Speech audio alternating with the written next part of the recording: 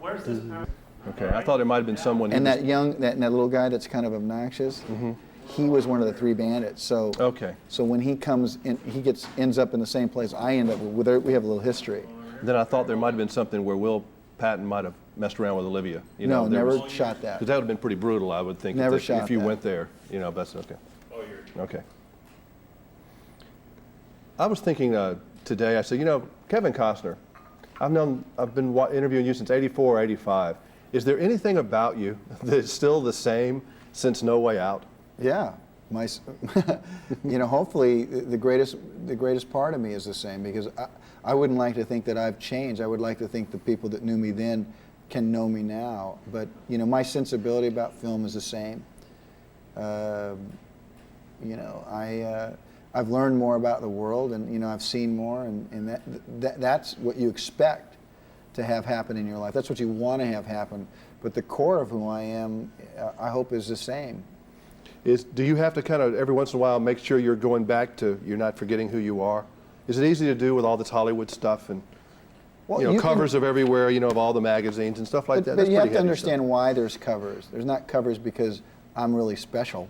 There's covers because people want to see the movies, and and that's the way movies are advertised. You know, and that's why I only appear when movies come out. Otherwise, I go live my life.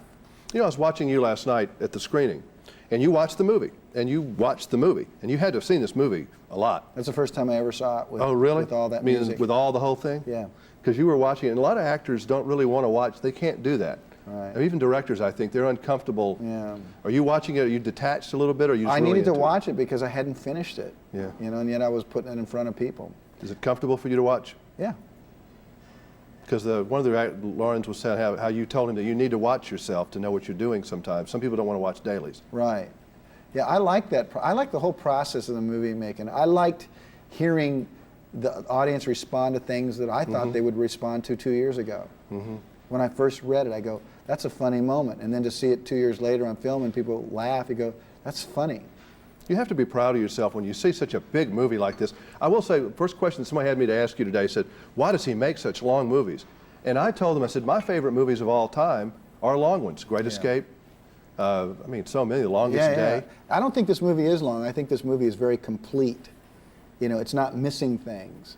You know, and a lot of movies just rush to judgment, rush to that big bang ending. You know, just and let's make a sequel of it as quick as we can. You know, let's do the quick joke or whatever. This movie's not long that way. This movie's really satisfying, and it's like, and it's not the only kind of movie. That's too narrow to judge.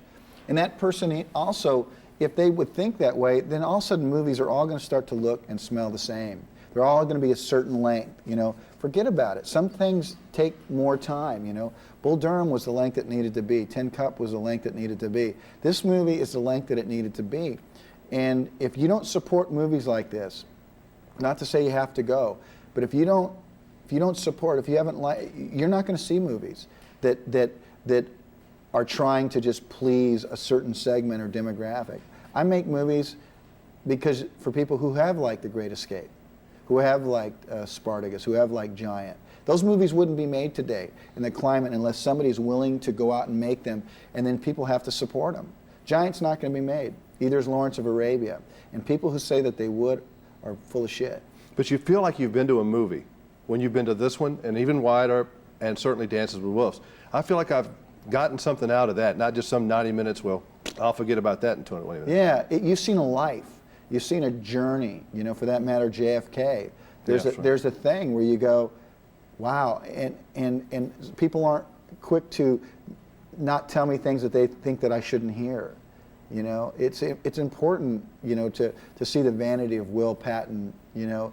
Yeah, you got the joke, but a lot of people maybe would cut right after where he says, you know, a military man should keep a journal. It's the only way to stop the slander. You realize the height of his vanity and how he's thinking about his future. That doesn't drive the movie, but it lets you know the psychotic, the vanity, the everything that exists with him that makes him a great character in film. Well, Kevin Costner's best director is Kevin Costner. And I've always liked it when you have a personal hand in what you do, and I like it. I know I'll always go. Thank you. And spend the bucks. Thank and I'll you. go back, because there's a lot to see in this movie that I think I didn't see. It's nice to take your children to see something Yeah. like this because you go, there's a morality that exists here that's a fine line. And you got to be so proud of your little boy. That look, it's $500 million look. The end? Yeah. Yeah, yeah, when he finally lets it go and That's a smiles. daddy's proud moment. Yeah, I was pleased with JoJo. Yeah, I seen you. Thank you. Thanks, Jim. Yeah, I knew that was it.